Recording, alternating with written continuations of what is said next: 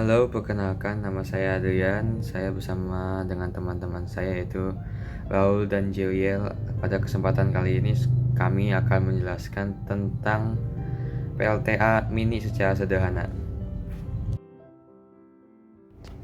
Jadi pada percobaan kali ini dilakukannya percobaan untuk mengetahui apakah efektif jika air digunakan sebagai sumber energi dan juga mengetahui bahwa apakah terdapat pengaruh yang besar bila pada sebuah PLTA itu turbin airnya itu terdapat perbedaan banyaknya bilah.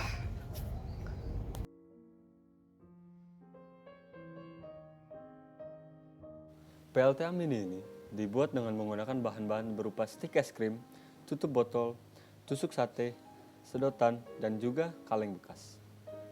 Untuk alat-alat yang dibutuhkan terdapat lem tembak, gunting, dan juga solder untuk membuat PLTA Mini ini. Diperlukan juga sebuah dinamo yang nantinya berfungsi sebagai generator mini.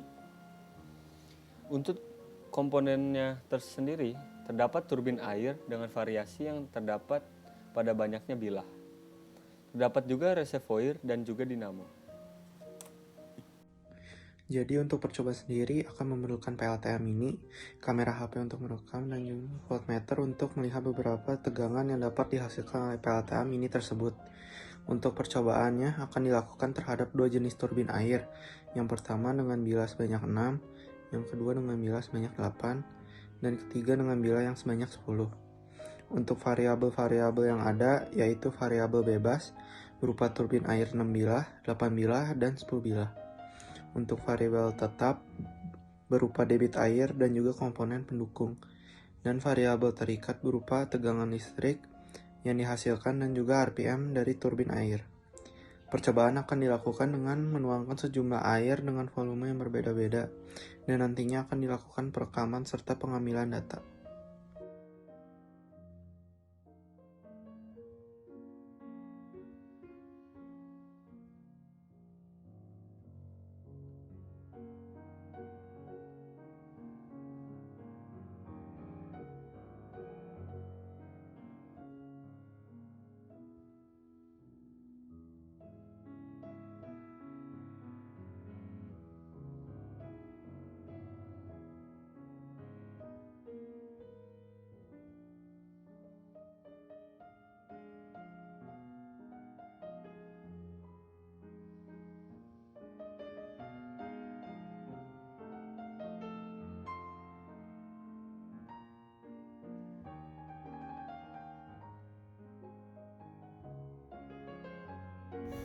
Berdasarkan percobaan yang telah dilakukan terhadap PLTA mini, diketahui bahwa terdapat beberapa kesimpulan, di antaranya yang pertama, bahwasanya banyaknya bilah pada turbin akan berpengaruh pada tingkat keefektifan turbin tersebut dalam bergerak.